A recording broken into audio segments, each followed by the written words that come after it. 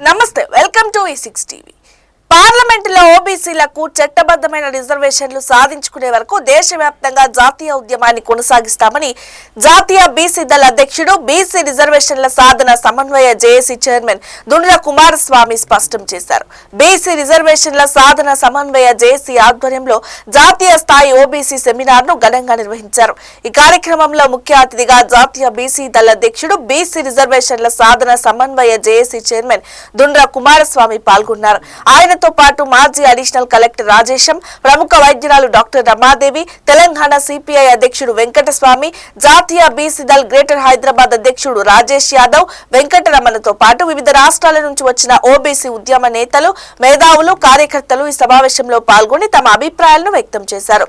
దేశవ్యాప్తంగా ఓబీసీల సామాజిక, విద్య, రాజకీయ అభ్యున్నతి, చట్టసభల్లో రిజర్వేషన్లు, కేంద్ర ప్రభుత్వ వైఖరి వంటి కీలక అంశాలపై ఈ సదస్సులో విస్తృతంగా చర్చించారు. ఈ సందర్భంగా దుండ్ర కుమారస్వామి మాట్లాడుతూ కేంద్రంలో వెంటనే ఓబీసీలకు ప్రత్యేక మంత్రిత్వ శాఖ ఏర్పాటు చేయాల్సిన అవసరం ఉందని, అది ఓబీసీల న్యాయమైన డిమాండ్ అని స్పష్టం చేశారు. స్వాతంత్ర ఉద్యమం తరహాలో బీసీ ఆత్మగౌరవ ఉద్యమాన్ని దేశవ్యాప్తంగా రగిలిస్తామని, అవసరమైతే కేంద్ర ప్రభుత్వం మెడలు వంచేలా బీసీలు తమ హక్కులు సాధించుకుంటారని హెచ్చరించారు. ఇక బీసీ వర్గాల్లో పెరుగుతున్న రాజకీయ చైతన్యం దేశవ్యాప్తంగా మరో విప్లవానికి నాంది పలుకుతోందని ఆయన అన్నారు. ఇప్పటికైనా కేంద్ర ప్రభుత్వం తన వైఖరిని మార్చుకొని చట్టసభల్లో బీసీ రిజర్వేషన్లకు సంబంధించిన బిల్లును పార్లమెంటులో ప్రవేశపెట్టి ఆమోదింపజేయాలని డిమాండ్ చేశారు. రాబోయే పార్లమెంటు సమావేశాల్లో బీసీ బిల్లును ఆమోదించి చట్టసభల్లో న్యాయమైన రిజర్వేషన్లు కల్పించాలని స్పష్టం చేశారు. పార్లమెంటులో బీసీ రిజర్వేషన్ల బిల్లును తీసుకువచ్చి షెడ్యూల్ 9లో చేర్చకపోతే అన్ని రాష్ట్రాల్లోని బీసీ మద్దతుదారులను కలుపుకొని దేశవ్యాప్తంగా ఉద్యమాన్ని ఉధృతం చేస్తామని హెచ్చరించారు. దశాబ్దాలుగా బీసీలు ఆర్థికంగా, సామాజికంగా, రాజకీయంగా వెనుకబాటుకు గురయ్యాయని, స్వాతంత్రం వచ్చి 76 సంవత్సరాలు దాటిన దేశ జనాభాలో మెజార్టీగా ఉన్న బీసీలకు ఇప్పటికీ ప్రత్యేక మంత్రిత్వ శాఖ లేకపోవడం రాజకీయ కుట్రేనని విమర్శించారు. బీసీల పట్ల నిర్లక్ష్యంగా వ్యవహరించిన అనేక పార్టీలు గతంలో చరిత్రహీనులుగా కాలగర్భంలో కలిసిపోయాయని గుర్తు చేస్తూ ఇప్పటి పాలకులు కూడా ఆ పాఠాన్ని గుర్తుంచుకోవాలని హెచ్చరించారు. సామాజిక న్యాయం సాధించే వరకు, చట్టసభల్లో ఓబీసీలకు న్యాయమైన వాటా దక్కే వరకు ఈ పోరాటం ఆగదని, బీసీల ఆత్మగౌరవ ఉద్యమం రానున్న రోజుల్లో దేశ రాజకీయాలను మలుపు తిప్పుతోందని దుండ్ర కుమారస్వామి స్పష్టం చేశారు.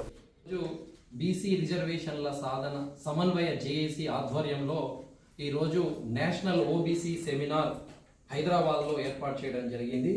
ఈ యొక్క సెమినార్కి వివిధ పార్టీ నాయకులు మరియు వివిధ రాష్ట్రాల నుంచి నాయకులు, మేధావులు, డాక్టర్సు, న్యాయవాదులు మరియు వివిధ పార్టీల అధ్యక్షులు కూడా ఈ యొక్క సెమినార్లో పాల్గొనడం జరిగింది.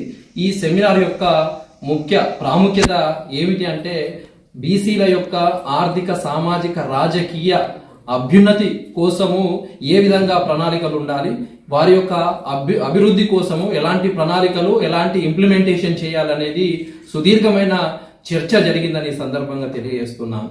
అయితే ముఖ్యంగా నేడు బీసీలు స్వాతంత్రం వచ్చి 76 సంవత్సరాలు దాటినప్పటికీ ఈరోజు ఆర్థికంగా, సామాజికంగా, రాజకీయంగా వెనుకబడడం చాలా బాధాకరమని తెలియజేస్తున్నాను.